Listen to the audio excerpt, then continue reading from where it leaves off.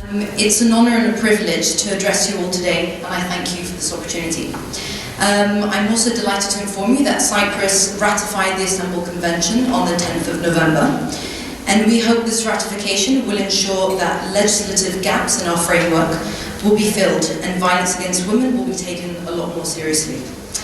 Cyprus has an extensive legislative framework for the protection of women, and most forms of physical and psychological violence are punishable under law. For example, female genital mutilation, sexual violence, rape, forced marriage. There is a specific law which criminalizes domestic violence, where rape within marriage is also recognized, as well as the children who become witnesses of domestic violence. Further, there are laws which criminalize trafficking of women. However, despite the plethora of laws, there is a need for a complete, comprehensive law which specifically targets the combating of violence against women in Cyprus. Such a law will provide a critical gendered approach and perspective which is absent in the existing framework. The Ministry of Justice in Cyprus has commissioned the Mediterranean Institute of Gender Studies to undertake a comprehensive review of the legal protection frameworks. And we have prepared a new single legal document on violence against women, which is currently under review and we hope will be adopted soon. Regarding the policy framework, the institutions only collect data for certain forms of violence: domestic violence, sexual assault, and rape.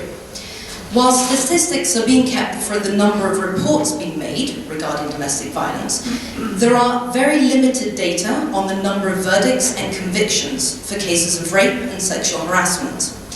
Therefore, there are challenges in getting women to report violence, but also in obtaining justice in courts. A new national strategy for 2017 to 2019 is currently being prepared by the Advisory Committee for the Prevention and Combating of Domestic Violence. Additionally, violence against women is included in the National Strategy for the Equality between Men and Women for 2014 to 2017. Now, whilst NGOs are generally called to participate in the design of the national strategies, as well as in their evaluation, their contribution is restricted due to the absence of a formal cooperation between the government and civil society. National strategies lack special indicators, timelines, and specific budgets, which would ensure greater implementation. Regarding the protection framework, the local NGO for the prevention of domestic violence provides for a helpline, which is free and available in Greek and English. There are 2 shelters for women, which are accessible for free, 24 hours a day, and these services are in part funded by the state. However, whilst these services are available, there is a lack of specialized services and centers for victims of sexual violence. Social welfare services offer very limited assistance, and cooperation among institutions is quite dire. Subjects such as gender equality, gender-based violence, and the right to human dignity are included to a certain extent in the health education school class lessons, which is created by the Ministry of Education. But a complete integrated sexual education at all levels is still inadequate. Some classes on prevention are carried out by NGOs, but these are not implemented on a systematic basis and supported by institutional funding. Professionals from the police and social welfare services who come into contact with women who are victims of violence do not receive regular, systematic training on all forms of violence. They lack a sensitized and gender-appreciative approach. One such example is during an assessment we carried out recently on the prevalence of female genital mutilation among refugee and migrant women. We discovered a very insensitive treatment received by women from the Cypriot healthcare professionals. This highlighted the need for training for all professionals who provide support services to women who have experienced violence. Legally, every citizen is free to report cases of sexual violence to the courts. In practice, however, the victim would first have to make a report to the police, which is not always easy, of course, before the judicial proceedings can even take place. And in theory, even if a victim decides to withdraw her complaint, the proceedings should still continue. But in practice, this rarely happens due to limited evidence. Free legal aid can be provided to victims by recognized private lawyers. However, the courts do not permit the granting of legal aid to undocumented migrants. who are often the victims of crime. And there are also cases where documented migrants, who are domestic workers, are not granted legal aid, despite their very, very low income. The lack of specialized training of judges on issues of violence against women, compounded by the judiciary's general unwillingness to cooperate with specialists and receive training, often leads to the re-victimization of women. And some examples include the police actively assisting people who would threaten domestic workers who filed a complaint that they would be deported if they didn't withdraw the case. Another example is from a rape case of 2016, where the Supreme Court reduced the sentence for the two perpetrators, claiming that no excessive violence was used to coerce the victim, only blackmail and a few slaps. The lack of a zero-tolerance approach severely jeopardizes the protection of women and highlights the need for a complete change in the way institutions perceive gender stereotypes and the position of women in society. So, thus to conclude, with the ratification of the Convention, we expect and demand an improvement in the collection of disaggregated equality data, more institutional and systematic specialized training for duty bearers, to better meet the needs of women and victims of violence, and greater coordination among all service providers, including institutions and NGOs. Thank you very much for your attention. كما أشرت لي من قبل في الجزائر سيدة أزمة اقتصادية راجعة على تدهور سعر البترول.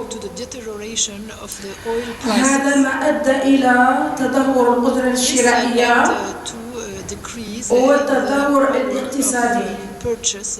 لأن الجزائر ليس بلد مصنع، بل تستورد أكثر من 90% من المواد الاستهلاك الاستراتيجية من الخارج. هذا اللي أدى إلى تفاقم كل المشاكل الاقتصادية والاجتماعية والسياسية. من بين هذه المشاكل هذا الوضع أفرز البطالة، بطالة الشباب والنساء. والمشكل في الجزائر إن النساء في الجزائر حتى تحصل على منصب الشغل يجب أن تحصل عن شهادات جامعية، يعني بما يسمى بالفرنسي les femmes en Algérie ce sont des universitaires surdiplômés. أرجو من الترجمة أن توصل الفكرة. وكما أشرت له النساء في الجزائر البطالات أو المرأة في الجزائر لا تعتبر عندما كبطالة. عندما يقومون بالإحصائيات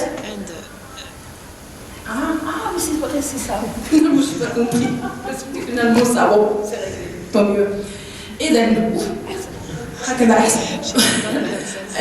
لا أريد أن نأكد على الموضوع، لأنه المرأة في الجزائر لا تعتبر كبطالة مهما كانت الشهادات اللي حصلت لها ووصلت لها من خلال دراستها الجامعية أو المهنية أو أخرى. والغريب في الأمر أن ما يخبركمش بأن الجزائر قامت بثورة مسلحة اللي كان من خلالها 1.5 مليون شهيد. والشيء اللي كان في تميزت به المرأة الجزائرية هما كانوا قائدات في الجيش، وقاموا بساهموا بطريقة فعالة قوية جدا لتحرير البلاد واستقلالها. ولكن خيبة الأمل عندما حصلنا على استقلال فكان الأمر غير ذلك، فانقلبت الآية وسطحوا الاهتمام في الجزائر بالنساء. الآن على حسب الإحصائيات اللي قمنا بها احنا لأنه فيه لنا هيئات اللي ترصد البطالة للنساء، لاحظنا بأنه 54% من النساء بطالة في البطالة. كاين نسبة عالية تشتغل في العمل الغير منظم بما يسمى الانفورمال، معناتها تشتغل في البيوت، تشتغل عن خياطة، عن أشياء هي غير مصرح بها في الضمان الاجتماعي، لا تحصل على التقاعد إلى آخره، ليس لها حماية مهنية إلى آخره. النساء اللي يحصلوا على أجرة دائمة أو منصب شغل دائم هما يتراوحوا ما بين 17% الآن في الجزائر. هذا الوضع خلى النساء يتعرضوا أكثر للعنف لأنهم صبحوا يشتغلوا في مناصب هشة، صبحوا يشتغلوا في المناصب غير لائقة، متعرضات للأخطار، وصبحوا يشكلوا في الاجتماعية المستضعفة واللي تعاني من العنف يوميا وكل أنواع العنف. هذه بصفة عامة على الوضع في الجزائر. أما بالنسبة لنا إحنا كجنة مرأة منضوية تحت النقابة المستقلة للوظيفة العمومية في الجزائر، قمنا بعدة مشاريع، تحقيق عدة مشاريع. أولا مكافحة أو حملات تشغيل بالعقد المحدد، لأنه أكثر من مليونين من النساء يشتغلوا في هذا الظرف اللي حكيت عليه من قبل، يشتغلوا في عقد محدد من 6 شهور إلى 12 شهر. وهذا مضر جدا. النساء ما يتحصلوش على الحماية المهنية ولا الصحية، ما معلم بهم عن الضمان الاجتماعي، ما لهمش حظ في التقاعد إلى آخره. كنا خدمنا عن مشروع كذلك حماية الطفولة، لأنه حتى في الظرف هذا اللي حكيت لكم عليه وصل انتشار ظاهرة تشغيل أو تشغيل الأطفال. هذا فعلا كان من ضمن المشروع اللي اشتغلنا عليه. الآن احنا في حملة ضد العنف الممارس ضد المرأة، والغرض من ذلك وهو إقناع أو الوصول إلى مناصرة للتأثير عن الحكومة الجزائرية حتى التمضي عن الاتفاقية الإسطنبول اللي هي اتفاقية مع العنف الممارس.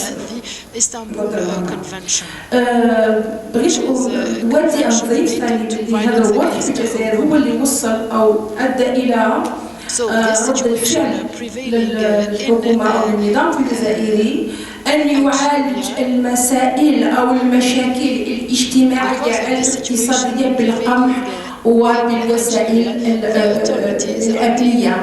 هذا ما خلى إلى هذا ما زاد للعنف في الجزائر. شكرا. مساء الخير. طبعا بالبداية بحب أرحب بكل الحضور، يعني كل الوجوه هي من الداعمين والمؤثرين في مجال حقوق المرأة بشكل عام وهذا بشكل خاص، وكمان بحب أرحب بضيوفنا من المنطقة والمتوسطية، وأيضا من الداعمين الاتحاد الأوروبي، وأيضا من سعادة النائب وفاء بني مصطفى به داعم لكل التعديلات المتعلقة بحقوق المرأة سواء فيما يتعلق بمجابهة التمييز والعنف ضد النساء بشكل عام، وهي صديقة لكل الناشطات الموجودات في الأردن. قبل أن أتحدث عن موضوع أطر الحماية أود أن أتحدث عن أهمية الوقاية قبل الحماية، لأن الوقاية من العنف لها أهمية طبعا ما تخفى على أي أحد موجود معنا، اللي هي العنف له آثار اقتصادية ونفسية واجتماعية كبيرة جدا، وبالتالي تبرز أهمية الوقاية. أيضا العنف له أثر كثير كبير على تمتع النساء بحقوقهن. فمثلا أنا كمحامية وناشطة وأعمل مع الضحايا أعرف أن هناك علاقة مباشرة بين عمل النساء وبين العنف، لأنه النساء اللواتي تواجهن عنف للسيطرة على الراتب والدخل الذي يتأتى من العمل يؤدي إلى إحجام النساء عن العمل.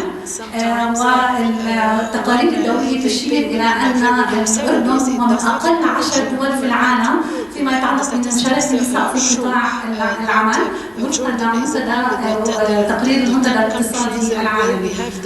وبالتالي طبعا كان في عمل جهد كثير كبير للمنظمات النسائية في الأردن لإبراز هذا الموضوع وتحديدا اللجنة الوطنية لشؤون المرأة، ودخلنا عام 2017 بإنجاز مهم هو إقرار نظام العمل المرن، إن شاء الله نتوقع أن يكون له دور كثير كبير في مشاركة النساء في قطاع العمل. لكن أيضا موضوع الحماية من العنف، سواء العنف الأسري سواء العنف بالعمل الممارس أو حتى في القطاع العام في الإطار العام هو مهم جدا.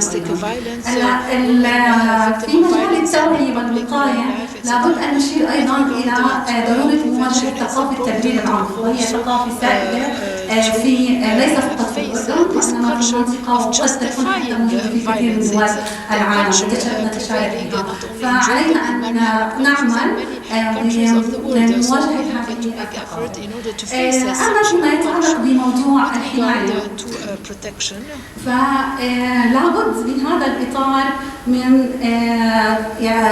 يتوفر عدة أمور، أهمها أن يكون هناك قانون يجرم العنف ويعاقب مرتكب العنف، لأنه معاقبة مرتكب العنف هي مهمة جدا لإنصاف الضحية. لا يمكن أن نصل إلى وصول الضحية للإحساس بالعدالة دون معاقبة الفاعل، وأيضا تعويض الضحية وتوفير خدمات للنساء المعنفات والتوعية بوجود هذه الخدمات، لأنه قد تكون الخدمات متوفرة لكن النساء ليس لديهم الوعي بوجود هذه الخدمات. في الأردن فيما يتعلق بوجود قانون يجرم أو لدينا قانون عقوبات يجرم كثير من أشكال العنف أو أغلب أشكال العنف، وأيضا لدينا قانون حماية اللي هو قانون حماية العنف الأسري، واللي تم الأردن كانت أول دولة عربية تقر مثل هذا القانون بسنة 2008، لكن بسبب مشاكل ما يتعلق بتطبيق القانون جرت تعديلات موسعة، والمجلس الوطني للشؤون الأسرية كثير كبير موجودين معنا في إجراء التعديلات على هذا القانون بإشراك المجتمع المدني، وهو قانون حماية بامتياز. هناك بعض الملاحظات على القانون منها موضوع تعريف العنف، وبعرف أن اتحاد المرأة يمكن بعض الملاحظات سأتركها للسيد نادية شمرو، لكن أيضا وجود هذا القانون هو أمر مهم جدا. واستفدنا من تجارب دول أخرى خاصة فيما يتعلق بآليات الحماية، منها صلاحيات القاضي وإدارة حماية الإسلام. ولا بد أن أشير بأن بالأردن لدينا إدارة شرطية متخصصة للتعامل مع شكاوى العنف الممارس ضد النساء سواء في الإطار العام وسواء داخل الإسلام. ومعنا كمان مديرية الأمن العام والمديرية عن الشرطة النسائية، وأيضا نائب مدير الحماية الإسلام العقيد خالد أطوال كمان وتعاونهم فالموضوع الحماية القانون الحماية. So regarding the protection law, well, it is very important to have a political will, and of course also the work of the civil society is very important. And actually, as a proof, well, figures in the first 10 months of last year, 26 cases of murder against women have been registered. That's why we need a political will in order to protect women against violence, and thanks to that political will, in 2016 we had 26 cases, and in this year we had 16, almost the half, and this decrease was thanks to the political will, and of course we look much forward to see this number decrease even more. Regarding sanctions and punishment and impunity, also there have been many amendments in penal code, such as the abolishment of one article that used to help the perpetrators of sexual assaults to flee, not to be subjected to any sanctions. In addition to this, of course, we hope to see improvement regarding the forced marriage and also child marriage. We look forward to the support, to having more support from families. Also, we look forward also to working more on strengthening compensation systems for women. We in Mizan for Law, we have made lots of efforts, and we have achieved, for instance, to increase the compensation.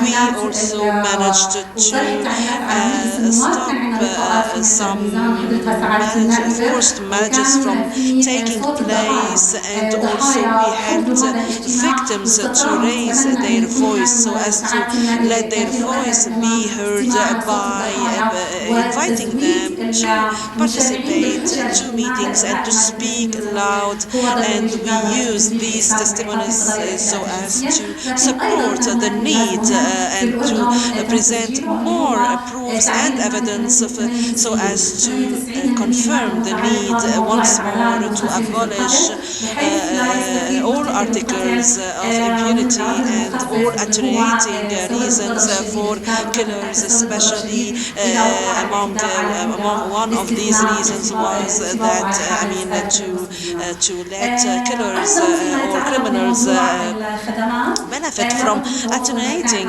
reasons when killing in a status of much of high anger.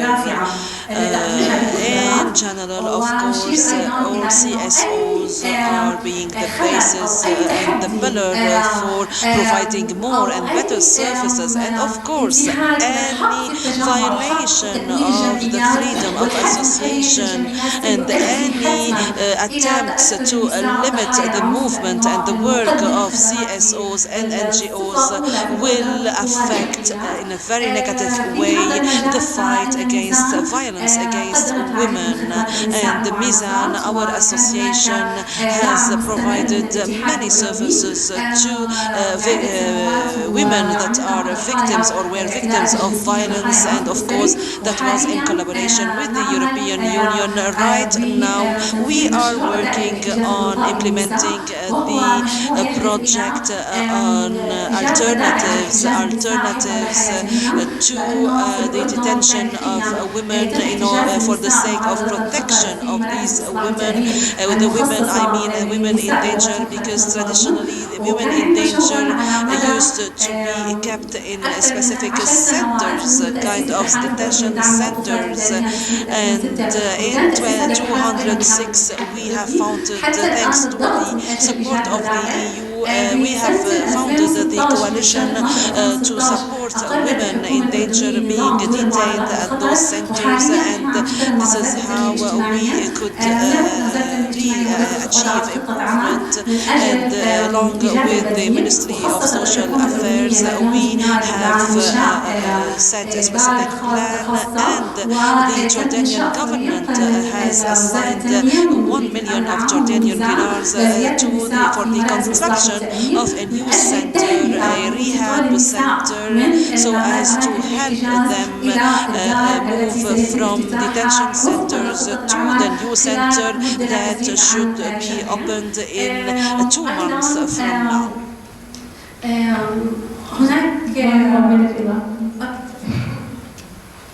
A kind reminder to abide by time. Very briefly, I would like to talk about our future action.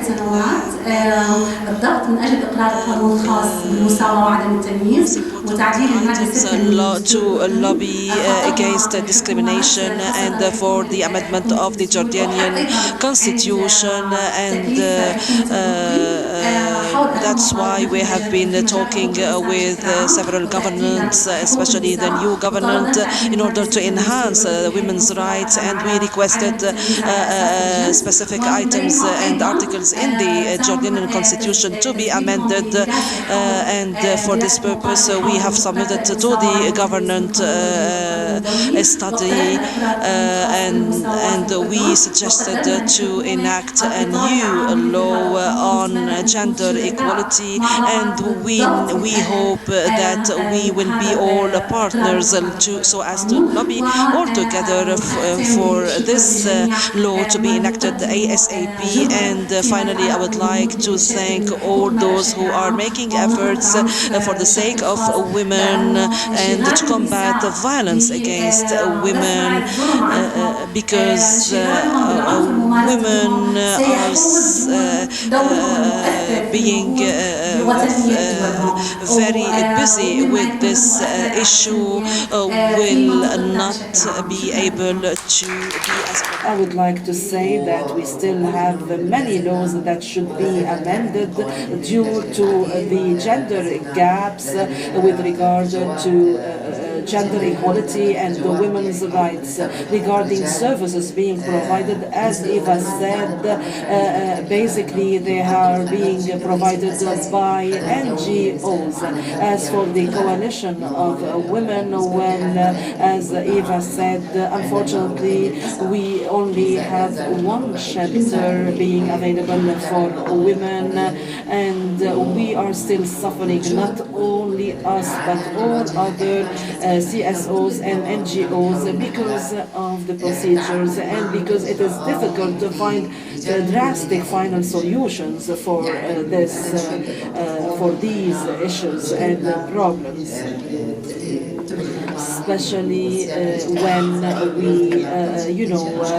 we reach dead end because of mainly of legal reasons, and also because even the government who is assuming the main responsibilities is sometimes reaching a dead end.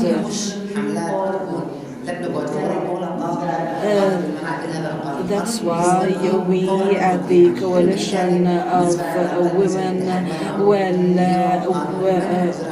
I would like to say on behalf of the coalition that there is a deficit, there are gaps, and there is a kind of deficit within the protection system. There are also gaps and issues in the vision of women's rights and women's issues, especially that many are still considering women as weak persons. And that's why, this explains why women at risk or women in danger are being kept at a detention center instead of preventing perpetrators, aggressors from attacking women. For many, the protection concept needs to be changed, because they still think that women are weak persons that should be kept away, that should be kept in a specific place in order to protect them. However, it is the contrary that should be done. Perpetrators, attackers, aggressors should be prevented from, should be stopped. That's why That's why I would like to say that I disagree a little bit with regard to what she said about the protection law, because especially when with regard to what's called the family reconciliation sessions. However, despite this minor disagreement, we do collaborate and cooperate on many levels. However, both of us come to a dead end because of procedures that we cannot overcome. I would like to say that freeing women is the preamble to free all societies and communities. And the more women enjoy their rights, the more societies are free, truly free. However, it is not only about equality. Freedom is not only about equality. We cannot forget about social and economic rights. That's why we need all governments to have real policies for drastic change. However, if any government limits itself to changing or amending a few laws, that wouldn't be sufficient. Because the one who is capable of killing his sister or mother, when we can expect such person to be able to kill much more people, even strangers, people not even family members. Actually, nowadays we are facing the challenge of imposing true citizenship and to impose a new vision, a new true vision of women's issues and women's rights. It is impossible to have a unilateral vision of women's issues, of women's cause. All NGOs, whether headed by men or women, should take into consideration what's happening in our region. We cannot ignore what's happening. If we request or we claim or demand equality, that does not mean that we want equality, for instance, in the number of victims, for instance. I mean, we do not want women to be killed at mosques, for instance. We want real, true equality. We want justice. We want, when any procedures taken by the government within the framework of charities and charity work won't be feasible unless governments change their vision of the role of civil society and NGOs and human rights organizations. And I think we should start at mosques and churches. Good evening. Thank you. I will introduce to you very briefly Tunisian law to combat violence against women, which was enacted recently and which will enter into force around the 14th of January of 2018, which coincides with the anniversary of the Tunisian Revolution. Yes, next year. Somebody asked if it will be in the next year, and she said yes.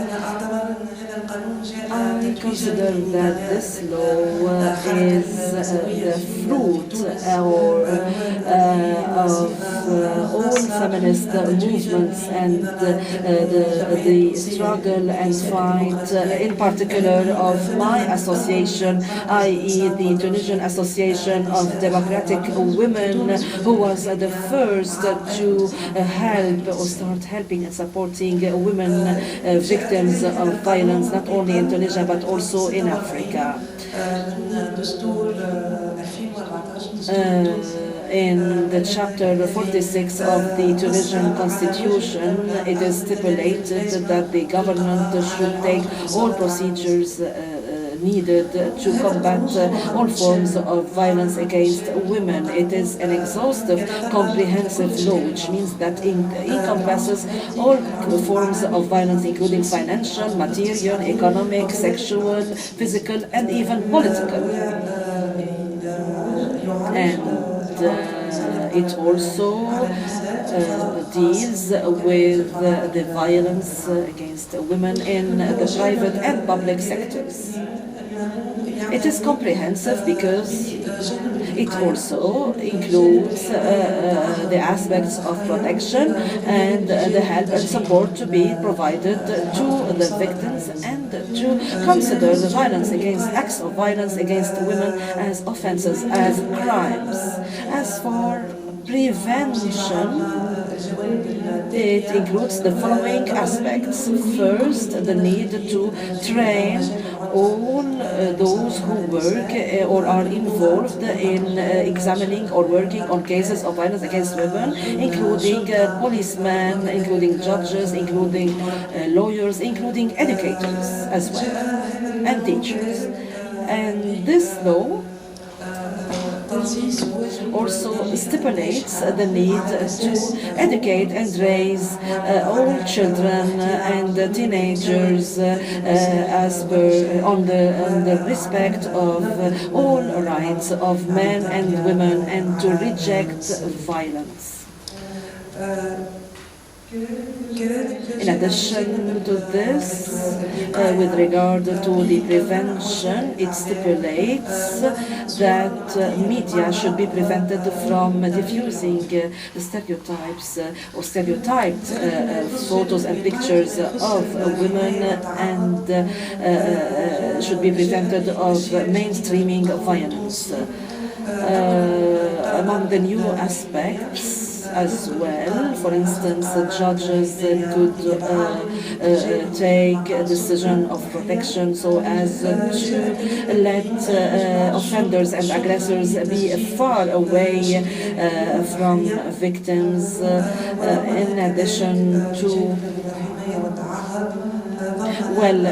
under the chapter on protection, it stipulates the need to provide physical and psychological treatment, in addition to the right to compensation, a right to listening at specialized centers, and the right to have shelter, the access to shelters, in addition to the right of protection, of the right of witnesses to protection.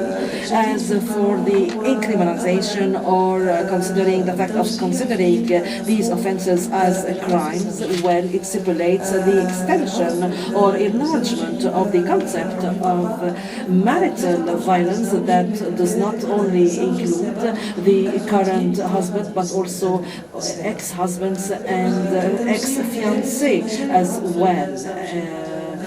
Also, it stipulates the enlargement of the concept of marital violence, which is not limited to the physical violence, but also the material and psychological violence and the mistreatment or ill-treatment. What's new also in this law is that the fact of withdrawing the victim withdrawing in the event the victim withdraws her complaint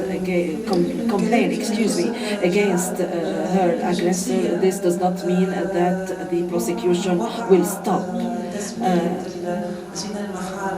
as for the adultery or incest, where these terms have been clearly mentioned for the first time in the Penal Code of Tunisia. It also stipulates the enlargement or extension of the scope of rape, since previously it was considered only, any act was considered as rape in the event the victim is a woman. However, it has been enlarged to encompass men being victims of rape.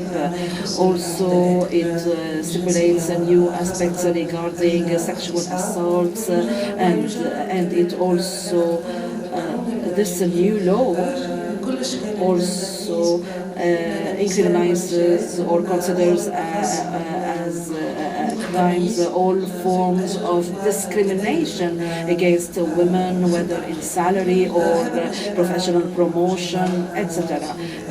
These were the main and new important things that were that are included in the new law. Thank you for your kind attention. We believe combating violence against women and girls is a common responsibility that each one of us should shoulder. We at the European Union believe firmly in supporting women's rights and gender equality. This is one of our founding values. The ongoing conflicts in the Middle East and unrest in some areas were one of the key reasons of undermining women's rights and intensified violence against women and girls. This puts further commitment on all of us to join our efforts and endeavors to help the women and women organizations make a vital contribution to protect women and give a joyful childhood for girls. We do understand and take seriously into consideration the significance of national and regional particularities and various historical, cultural, and religious backgrounds. But we do believe that it is the duty of states, regardless of their political, economic, and cultural systems, to promote and protect all human rights and fundamental freedoms.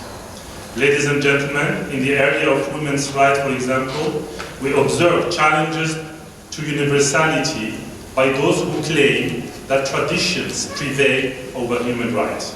While we respect diversity and cultural rights, and we have a long experience in this at the European Union, we stand away from the idea that traditions would be above human rights. There are human rights compliant traditions and traditions that go contrary to human rights. In addition, traditions evolve over time. We see that the right of girls to education continues to be challenged in the region. We at the European Union have renewed our commitment to gender equality, human rights, empowerment of women, and eradication of all forms of gender-based violence. To achieve these goals, we adopted in October 2015 a systematic and measurable gender action plan for the years 2016-2020.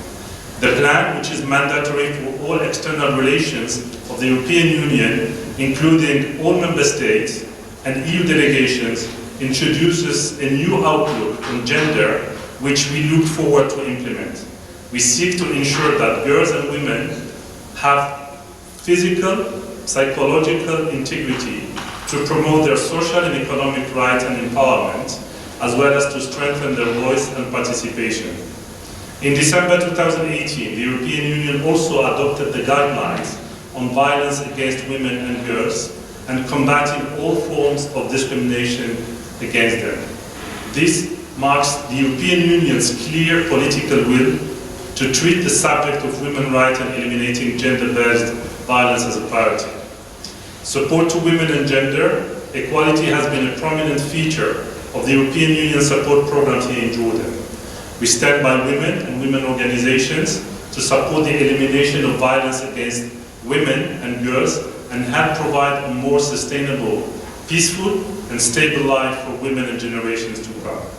With great capacity of civil society organizations targeting the advancement of women's rights, to advocate and implement programs on combating domestic and gender-based violence. For example, through a program supported by the EU. We are helping to protect several children and girls who face sexual assault or rape from married to the rapist through providing them with legal and psychosocial support. We, in collaboration with the Ministry of Interior and Ministry of Social Development, also support the elimination of administrative detention of women at risk by providing just alternatives for their protection. We plan to establish a shelter for women, victims of different forms of violence, such as honor crime. Here I would like to send special thanks for our partner Mizan for their efforts in implementing this support to women in Jordan. Also through the Madad is our regional trust fund that copes with the response to the Syria crisis.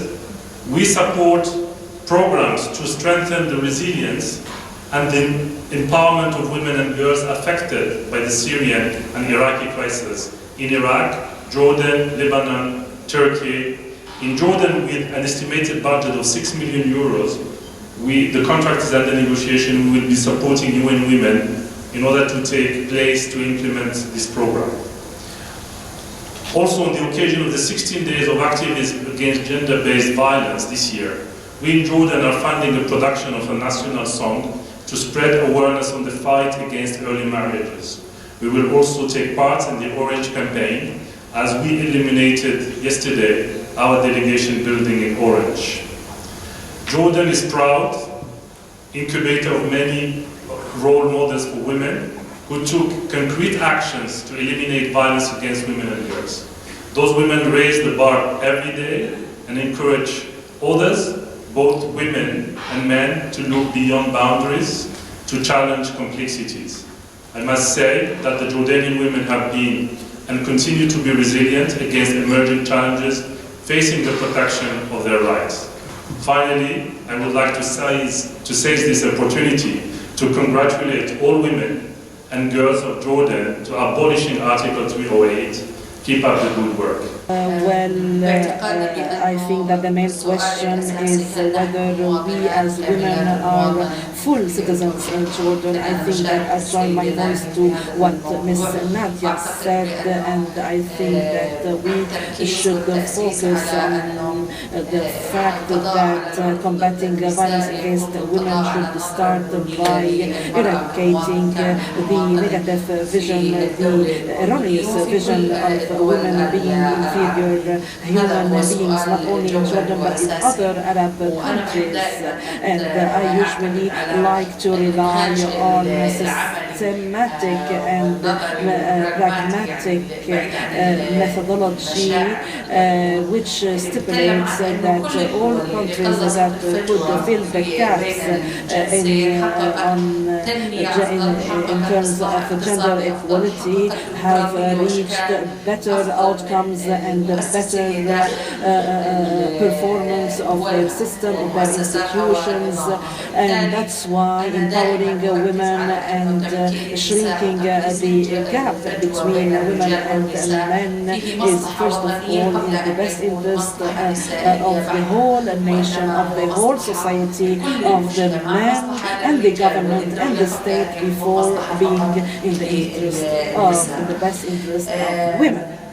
I would like to talk about two basic things since Eva and Nadia have talked very clearly about the situation in Jordan. I would like to talk being a part of the coalition of women from Arab women or MPs from Arab countries. Actually, we have attended a meeting in Tunisia, and we have participated in the declaration of women towards security and safety, and I hope that this will be achieved very soon. And during that meeting, a video was diffused, and it went viral, and I think that some Jordanian and other Arab women already watched this video. video. Well, in that video we saw a husband just married slamming and beating his wife right after the wedding, and this was the very first moment after the wedding. I mean, seeing the husband beating his wife right after the beating, and when he did that, we saw other women clapping and being happy and shouting because that was unfortunately the tradition. I mean, men recently married were requested and encouraged to beat their women since the very first moment, and this showcases unfortunately the renewal and continuity of the violence against women in the Arab world. The violence against women is still prevailing, not only in the Arab world but also worldwide, unfortunately. Our coalition encompasses 14 Arab countries, further to the recent adhesion of Kingdom of Saudi Arabia. We work on 3 basic laws, i.e. family protection law, and during the discussions held at the parliament, we as Arab women could implement 6 amendments. Second, we worked on the campaign that was launched in 3 countries in order to abolish Article 308 in Jordan, and another similar article in Lebanon, and another similar article in Iraq. We launched a campaign to abolish that article on impunity, and when we achieved it, we celebrated. However, we heard, unfortunately, that in Iraq there has been a very ugly new draft that goes the opposite way to our requests. Unfortunately, the previous that was decided in Iraq as a basis for a new electoral campaign, because for some personal and political interests, the candidates in the electoral campaign decided to act as such, just to please many tribes and many social groups, and according to the new draft, it's horrible actually. Any man could get married with any girl age 2 years and above. It is like booking a baby aged 2 years old for a specific man until she gets married with him. Well, we have sent a message, a letter to the Speaker of the Iraqi Parliament about that horrible decision. As for Tunisia, we have focused on several things, such as the importance of having a Pan-Arab agreement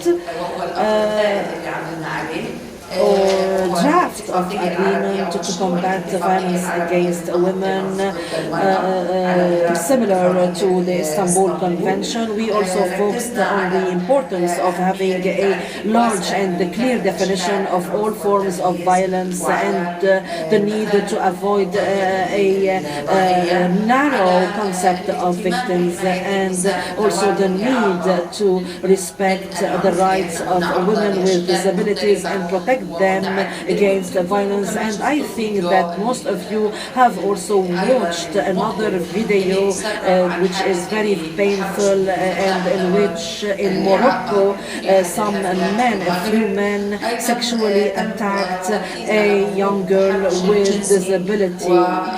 Also we worked on the need to set a legal framework for penal code, especially that the Article 306 in the penal code has been amended recently. However, not all MPs accepted all my suggestions, unfortunately. However, they accepted to state in that law measures against sexual harassment and even verbal harassment. And the most important thing in all this endeavor is to overcome the barrier of fear of people who are still silent, who remain silent and do not report any case of sexual harassment or sexual assault. Even in the United States, we thought that women were supposed to be stronger there. However, we noted that even there they are still being victims of numerous cases of sexual harassment. Also, we focused on the need to train human resources and the judiciary and the police on human rights, and of course with the help of organizations working on human rights, in addition to the need or the importance of collaborating with all CSOs, NGOs, educational and academic institutions, and all other institutions and organizations working on women's issues. This was in general, and now very quickly and briefly, let me talk about the draft of the convention, and which was refused in Tunisia.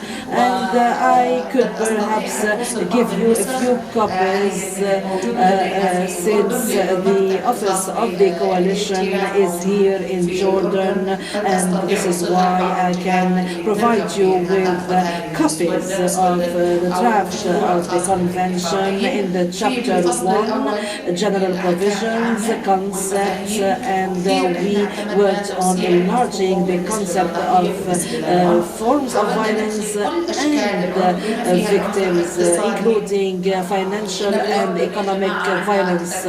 According to the World Bank statistics, 34% of Jordanian women, i.e. 1/3 of Jordanian women, are unemployed, highly unemployed. In chapter 2, we focused on protection alternatives and the need to focus on equality, and in chapter 3 we focused on support policies and protection procedures and combat impunity. In chapter 4 we focused on legislative procedures and the right to compensation and to access justice and the possibilities of compensation, and this is of utmost importance, especially in the event or the case of insecurity.